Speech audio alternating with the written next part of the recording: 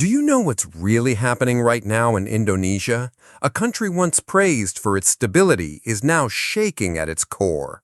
Some say Indonesia is dead. Others scream Indonesia is going crazy. But what triggered this chaos? Let's find out. The Indonesia's DPR, the House of Representatives, is supposed to represent the people. They write laws, approve the budget, and supervise the government. But in reality, for millions of Indonesians, DPR has become a fortress of privilege, distant, arrogant, and corrupt. While ordinary people struggle to survive, lawmakers enjoy luxury salaries and allowances worth tens of millions of rupiah every single month. Here's why the people are furious: the salary gap. The minimum monthly wage in Indonesia is only about $213. Meanwhile, the average total income of a DPR member is about $3,667 per month. That's 17.2 times higher than what ordinary workers earn. 17 times! Can you imagine? In a country where millions struggle just to buy rice, pay rent, and send their kids to school, politicians are pocketing fortunes. And it doesn't stop there. With extra perks like housing allowances that push their paychecks even higher, their total monthly income can reach up to $6,350. That means almost 30 times more than the average Indonesian worker. Nearly 30 times! This is not just a gap, it's a canyon. And when we compare this to other countries, the picture becomes even clearer. Here is the table.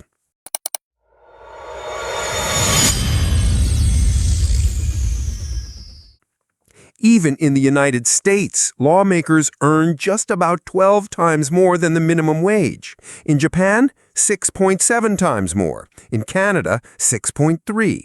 In Singapore, 5.5.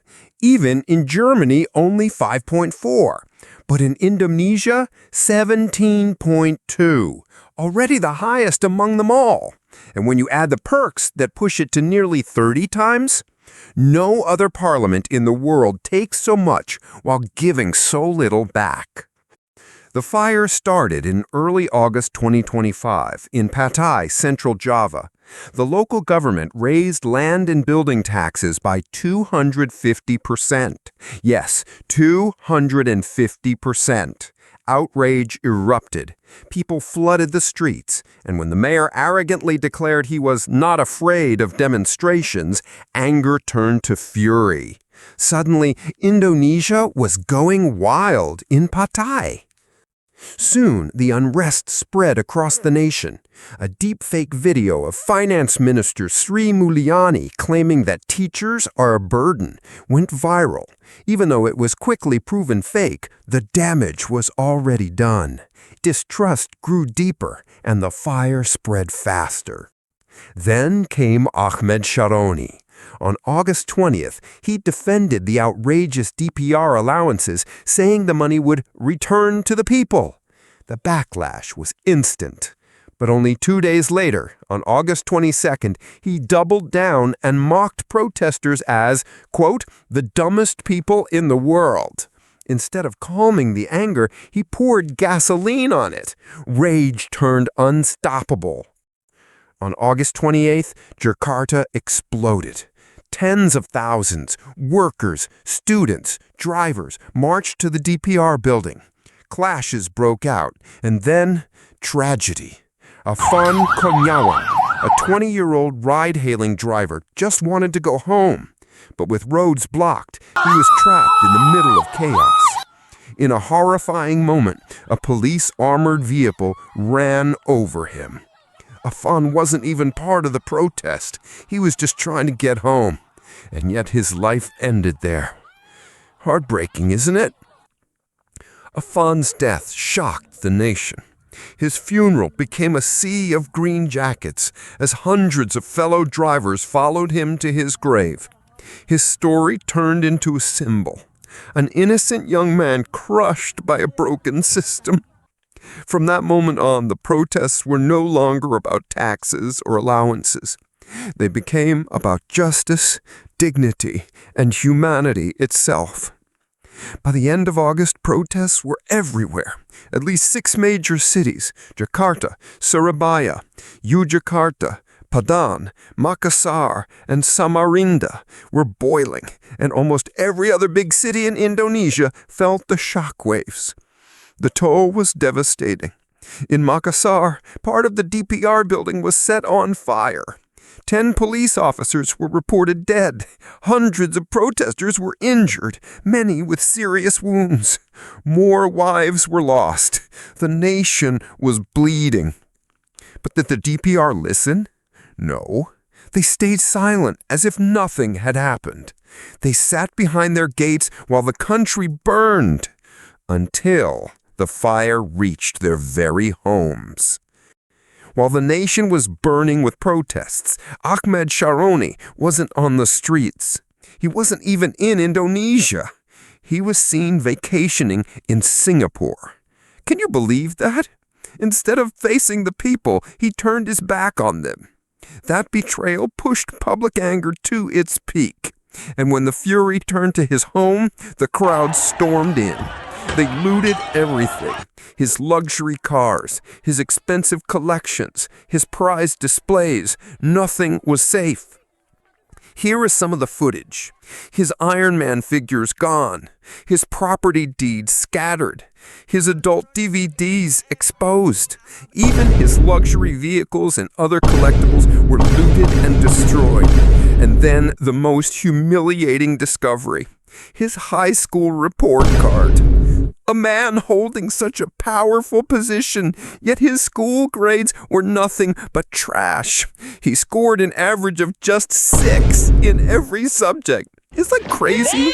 A man with failing grades ruling over millions of people? What do you think about that? And it didn't end there. Even his private items, things no one expected, were revealed, adding humiliation to disgrace. The arrogance that once mocked the people came crashing down in a single night. And he wasn't alone. Other controversial figures, like Uya Kuya and several lawmakers known for their arrogance, also saw their homes raided, their possessions scattered, their secrets exposed. The message from the people was loud and clear. When leaders ignore the voice of the people will make them listen. The looting didn't just expose personal scandals. It sent shockwaves through the political world. Only days later, President Prabowo and several party leaders were forced to respond. They announced so-called firm measures, a review of parliamentary privileges, the suspension of controversial figures, and even the demotion of some politicians who had destroyed public trust. It was the system, finally shaken by the people's rage. Prabowo also scrapped the controversial allowances and froze overseas trips for lawmakers. But to the people, this was far too little, far too late. Trust was already broken. What Indonesians now wanted was not small concessions, but a new system altogether. The chants on the streets grew louder. Dissolve the DPR! Massive reform now! The people demanded not just parliamentary change, but also sweeping reform of the police force. No more brutality. No more arrogance. They wanted justice for Affan, justice for the people, and a future where leaders truly listen. This is no longer about money, nor about one tragedy. It is about a broken system. Elites mocking the people, police killing the innocent, and leaders refusing to listen. Indonesians are demanding a new chapter, massive reform or collapse. And here's the truth. This is still not over. The protests continue. The demands remain unmet. Indonesia stands at a crossroads, revolution or repetition. So what do you think? Is this the beginning of real change or just another cycle of broken promises? Comment below and let me know.